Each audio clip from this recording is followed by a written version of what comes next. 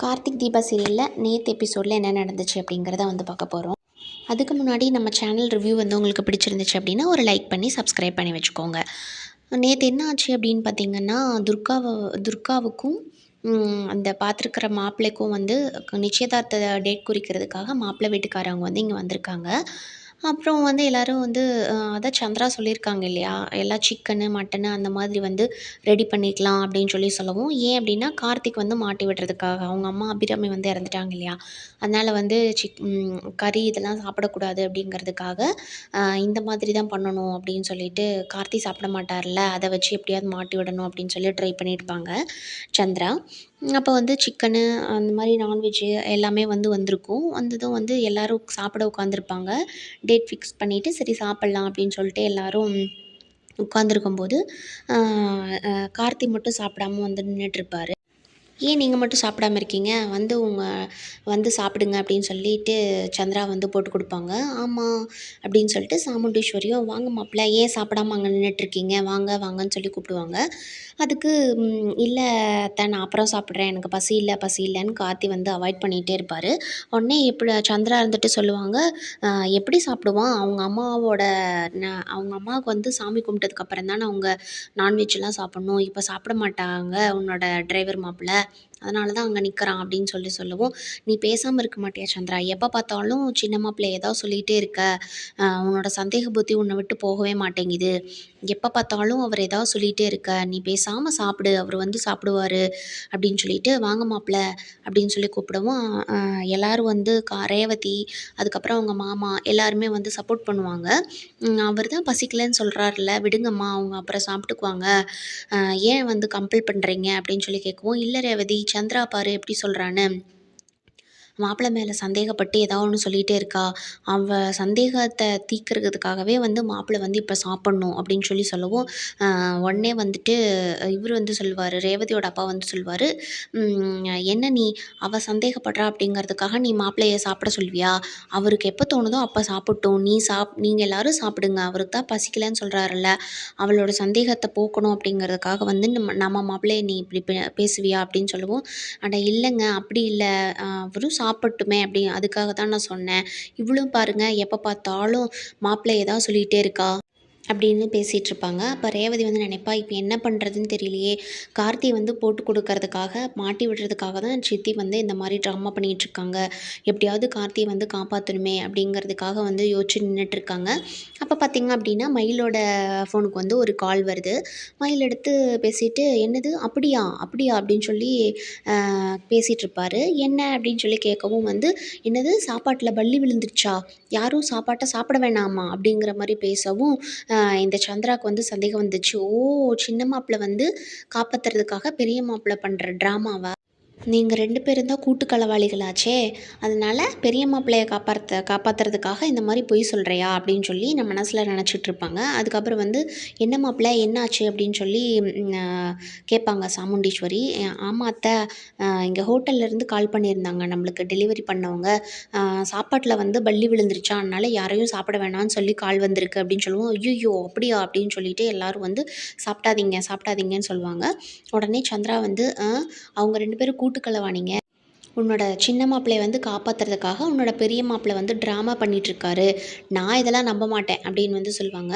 சொன்னே, வேணாம் சந்திரா, அவர் உண்மையை தான் சொல்வார், நீ என்ன எல்லாத்தையும் சந்தேகப்பட்டுட்டே இருக்க, அப்படிலாம் சந்தேகப்படாத அப்படின்னு சொல்லி சாமுண்டீஸ்வரி சொல்லுவாங்க. இருந்தாலும் இல்லைக்கா நான் இது நம்பவே மாட்டேன் அப்படின்னு சொல்லுவாங்க. அதுக்கப்புறம் எப்படி நிரூபிக்கிறது அப்படின்னு சொல்லி யோசிக்கும்போது, கார்த்தி கும்பாபிஷேகத்தில் நிரூபிப்பான் இல்லையா, எல்லோரும் சாப்பிட்டுட்டு இருக்கும்போது விஷம் கலந்துருக்கு சொல்லுவாங்க. அப்போ கார்த்தி இல்லை அப்படின்னு சொல்லவும், அப்போ எப்படி நிரூபிப்ப அப்படின்னு கேட்கவும், அவர் உட்காந்து சாப்பிட்டு காமிப்பார். அதனால அதே மாதிரி நம்மளும் பண்ணலாம் அப்படின்னு சொல்லிட்டு சந்திரா நினச்சிட்டு, இப்போ பாரு நான் நிரூபிக்கிறேன், இது பொய் அப்படின்னு சொல்லி நான் நிரூபிக்கிறேன், உன்னோட பெரிய மாப்பிள்ளையும் சின்ன மாப்பிள்ளையும் 2 பேரும் பொய் சொல்கிறாங்கன்னு நான் நிரூபிக்கிறேன் அப்படின்னு சொல்லிட்டு, நான் சாப்பிட்றேன் அப்படின்னு சொல்லிட்டு எடுத்து சாப்பிட ஆரம்பிச்சிருவாங்க. எல்லாரும் வந்து, "ஏன் இப்படி அடமன்ட்டா இருக்கீங்க சித்தி? நீங்க பேசாம இருங்க. அவரு தான் சொல்றார்ல, மாமா சொல்றார்ல, சாப்பிடாதீங்க, சாப்பிடாதீங்க." அப்படின்னு சொல்லி ரேவதி சொல்லுவாங்க. எல்லாருமே வந்து சொல்லுவாங்க, சாப்பிடாத, சாப்பிடாத. அது வந்து பல்லி விழுந்தது சாப்பாடு. ஏதாவது ஆயிரப்போகுது. சாப்பிடாத, சாப்பிடாதன்னு சொல்லுவாங்க. ஆனா வந்து சந்திரா வந்து கேட்கவே மாட்டாங்க. அதுக்கப்புறம் வந்து சந்திரா சாப்பிட ஆரம்பிச்சவும், "நீங்களும் சாப்பிடுங்க." அப்படின்னு சொல்லிட்டு மாப்பிள்ளை வீட்டுக்காரையும் சொல்லுவாங்க. சொன்னதும் வந்துட்டு அவங்க சந்திராவோட ஆள் தான் இல்லையா? அவங்க செட் பண்ண ஆள் தான் இல்லையா?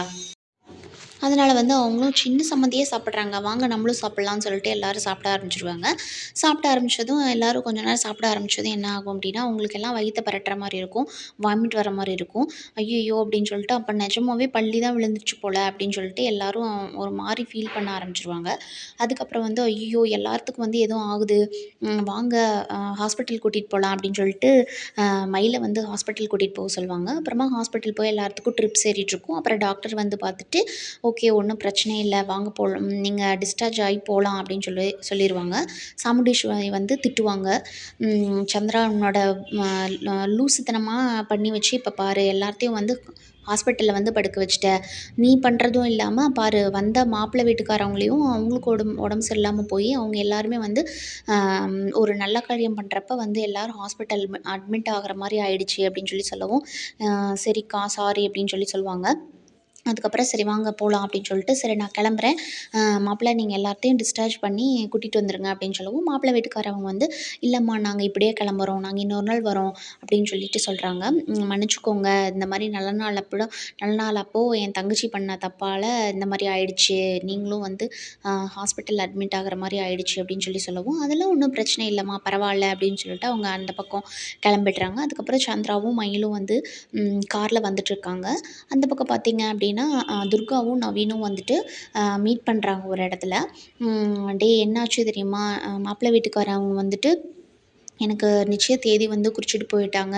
எனக்கு ரொம்ப கஷ்டமா இருக்கு. எனக்கு நெனச்சாலே வந்துட்டு இந்த கல்யாணம் என்ன நடக்க போகுது அப்டின்னே எனக்கு தெரியவே இல்ல. எனக்கு ரொம்ப பயமா இருக்குன்னு" துர்கா வந்து ஃபீல் பண்ணிட்டுருப்பாங்க. உடனே நவீன் வந்து சொல்லுவாரு, நீ நீ வந்து கவலைப்படாத. உனக்கு இந்த மாரி இன்னொருத்தவங்களோட நிச்சயமாகறது, கல்யாணம் நடக்க போகுது அப்டின்னு நெனச்சாலே வந்து என்னால ஒண்ணுமே முடியவே இல்ல. என்னால டைஜஸ்ட் பண்ணிக்கவே முடியல" அப்டின்னு சொல்லவும், "உனக்கே இப்டி இருக்கு அப்டின்னா வந்து இன்னொரு பையனோட பொண்ணா வந்து நான் மேடையில நிக்கணும். மோதிரம் மாத்திக்க போறேன். அதெல்லாம் நினைக்கும்போது எனக்கு ரொம்ப கஷ்டமா இருக்கு. எனக்கு எப்படி இருக்கும்னு கொஞ்சமாவது யோசிச்சு பார்த்தியா?" அப்படின்னு சொல்றாங்க. "சரி விடு, நீ ஒண்ணும் கவலைப்படாத. கார்த்தி எப்படியாவது நம்ம 2 பேத்தையும் சேர்த்து வச்சுருவாரு." அப்படின்னு சொல்றாங்க. உடனே வந்து துர்கா வந்து ஷாக் ஆகுறாங்க. "யாரு யாரு? என்ன பேர் சொன்ன? கார்த்தியா? யார் அது?" அப்படின்னு கேட்கவும், அப்பதான் வந்து நவீனுக்கு ஞாபகம் வருது. "ஐய்யய்யோ! உண்மையான பேர் தெரியாதுல்ல. அம் ராஜாவா தானே இங்க இருக்காரு." அப்படின்னு சொல்லிட்டு, "இல்ல, இல்ல ராஜாவ தான் சொன்னேன். நான் வந்து வாய் தவறி சொல்லிட்டேன்.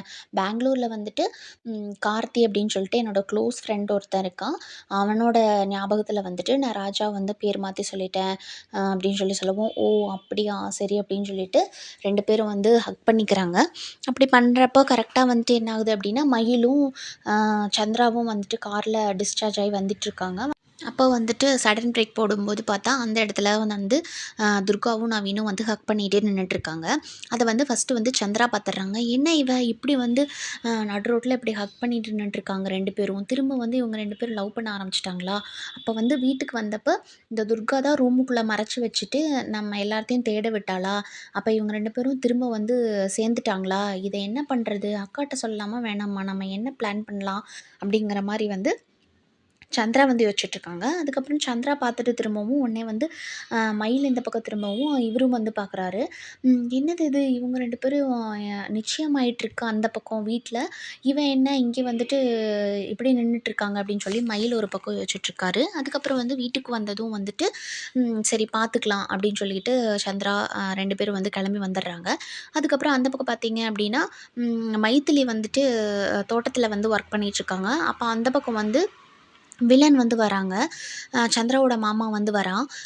வந்துட்டு "நான் உன்ன ரொம்ப நாளா உன் மேல கண்ணு இருக்கு. நான் ஆசைப்பட்ட யாரையும் வந்து அடையாம விட்டதே இல்ல. வா" அப்படின்னு சொல்லிட்டு தோப்பு வீட்டுக்குள்ள வந்து கூட்டிட்டு கைய பிடிச்சு இழுத்துட்டு போயிடுறான். அத வந்து தீபாவோட அம்மா வந்து பார்த்துடுறாங்க. பார்த்துட்டு "என் மருமகள யாராவது காப்பாத்துங்க, காப்பாத்துக்கங்க" அப்படின்னு சொல்லிட்டு சத்தம் போட்டுட்டு, சரி என்ன பண்ணலாம் அப்படின்னு சொல்லிட்டு ரேவதிக்கு வந்து கால் பண்றாங்க. "அம்மா என் மருமகளுக்கு ஒரு பிரச்சனை. தயவு செஞ்சு நீ தான் எனக்கு ஹெல்ப் பண்ணணும். அவன் வந்துட்டு என் மருமகள மாப்பிள்ளை வந்துட்டு தூக்கிட்டு போயிட்டான், வீட்டுக்கு தூக்கிட்டு போயிட்டான் அப்படின்னு சொல்லவும், இருங்கம்மா நான் வந்து உடனே ஏதாவது பண்ணுறேன் அப்படின்னு சொல்லிட்டு கார்த்திகிட்ட போய் சொல்கிறாங்க. இந்த மாதிரி என்னோட கைக்கு வந்து மருந்து போட்டாங்க இல்லையா, அவங்களோட மருமகள வந்து அவன் அந்த வீட்டுக்குள்ளே தோட்டத்துக்குள்ளே வந்து தூக்கிட்டு போயிட்டான். தயவு செஞ்சு நீங்கள் போய் காப்பாத்துங்க ராஜா அப்படின்னு சொல்லவும், ஓகே நான் போகிறேன் அப்படின்னு சொல்லிட்டு போய் பார்க்குறேன் அப்படின்னு சொல்லிட்டு போய் பார்க்கவும், அங்கே வந்துட்டு அவன் கையை பிடிச்சி டார்ச்சர் பண்ணிகிட்ருக்கான். அங்கே போய் பார்த்ததும் வந்துட்டு மைதிலியை பார்த்துட்டு ஷாக் ஆகிடுறாங்க. நீங்கள் எப்படி இங்கே அப்படின்னு கேட்கவும், ஆமாம் தம்பி நான் மட்டும் இல்லை, அத்தையும் இங்கே தான் இருக்காங்க, நாங்கள் 2 பேரும் இங்கே தான் இருக்கோம் அப்படின்னு சொல்லவும், சரி வாங்க நம்ம போய் போலீஸ் ஸ்டேஷனில் கம்ப்ளைண்ட் கொடுக்கலாம் அப்படின்னு சொல்லிட்டு வந்து கூட்டிகிட்டு போயிடுறாங்க. கூட்டிகிட்டு போய் கம்ப்ளைண்ட் கொடுத்துட்டு, சரி வாங்க தம்பி வீட்டுக்கு போயிட்டு வரலாம் அப்படின்னு சொல்லி மைதிலி கூப்பிடவும், சரின்ட்டு இவரும் வந்து வீட்டுக்கு வராரு. வந்ததும் வந்துட்டு இவர் தீபாவோட அம்மா வந்து ரொம்ப ஹாப்பியாக இருக்காங்க. மாப்பிள்ளை அவங்கள திரும்ப பார்ப்பேன் அப்படின்னு சொல்லிட்டு நினைக்கவே இல்லை, எனக்கு ரொம்ப சந்தோஷமாக இருக்குது அப்படின்னு சொல்கிறாங்க. அதுக்கப்புறம் நீங்கள் எப்போ இங்கே வந்தீங்க அப்படின்னு சொல்லி கேட்குறாங்க. கேட்கவும் வந்துட்டு நாங்கள் வந்து இப்போ தான் 1 வாரம் ஆச்சு, ரேவதி வந்து கோயிலில் வச்சு தான் பார்த்தேன், அப்போ தான் எனக்கு பழக்கமாச்சு, அப்புறமா வீட்டுக்கு வந்துட்டு நல்லா பழகிட்டோம், அதனால தான் எங்களுக்கு அவள் தான் வந்து நிறையா ஹெல்ப் பண்ணிகிட்ருக்கா, வேலை வாங்கி கொடுத்து ஹெல்ப் பண்ணிகிட்ருக்கா அப்படின்னு வந்து சொல்கிறாங்க. சரிம்மா நீங்கள் வந்து என்னை பார்த்துருக்கலாம்ல அப்படின்னு சொல்லி கேட்கவும், இல்லை இல்லை மாப்பிள்ளை நீங்கள் வந்துட்டு திரும்ப கல்யாணம் ஆனது எங்களுக்கு தெரியவே தெரியாது, அதுக்கப்புறம் மைதிலி வந்து கும்பாபிஷேகத்துக்கு வந்திருந்தப்ப தான் உங்களையும் ரேவதியும் வந்து பார்த்துருக்கா, பார்த்துட்டு வந்து என்கிட்ட சொன்னா அப்படின்னு சொல்லவும், அப்படியா அப்படின்னா நீங்கள் வந்து என்கிட்ட பேசியிருக்கலாம்ல, நீங்கள் கும்பாபிஷேகத்துக்கு வந்தீங்களா அப்படின்னு சொல்லி கேட்கவும், நான் வரல மைதிலி மட்டும் வந்திருந்தா அப்படின்னு வந்து சொல்கிறாங்க.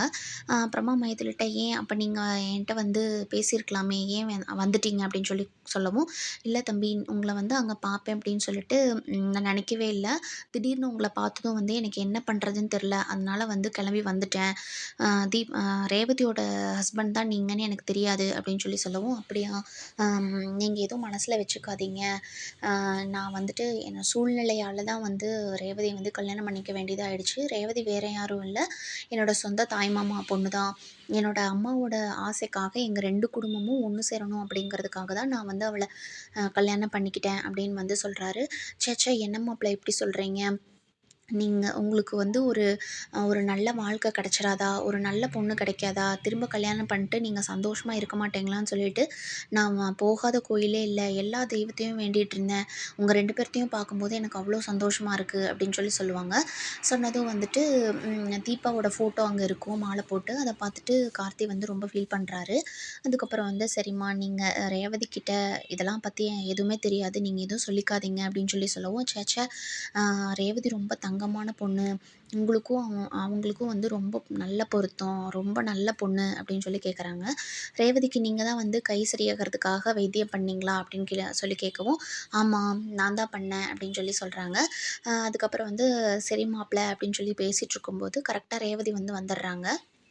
ரேவதி வரவும் யாருனே தெரியாத மாதிரி, நீங்கள் ரேவதிட்ட இந்த மாதிரிலாம் காட்டிக்காதீங்க, என்ன உங்களுக்கு தெரியும்னு காட்டிக்காதீங்க அப்படின்னு சொல்கிறாங்க. அவங்களும் சரிங்க மாப்பிள்ளை நாங்கள் காட்டிக்க மாட்டோம் அப்படின்னு சொல்லிடுறாங்க. அதுக்கப்புறம் வந்து வந்ததும் வந்து என்னாச்சு அப்படின்னு சொல்லவும், இந்த மாதிரி நாங்கள் போலீஸ் ஸ்டேஷனில் போய் கம்ப்ளைண்ட் கொடுத்துட்டு வந்துட்டோம் அப்படின்னு சொல்லவும், அதுக்கப்புறம் கண்டிப்பாக நீங்கள் 2 பேர் சாப்பிட்டுட்டு தான் போகணும் அப்படின்னு ரேவதிட்டையும் கார்த்திகிட்டையும் சொல்கிறாங்க. இல்லைம்மா நாங்கள் இன்னொரு நாள் வரோம் அப்படின்னு ரேவதி சொல்லவும், என்னம்மா கண்டிப்பாக நீங்கள் சாப்பிடணும் அப்படின்னு சொல்லவும், சரி அப்படின்னு சொல்லிட்டு கார்த்தி வந்து சொல்லிடுறாரு.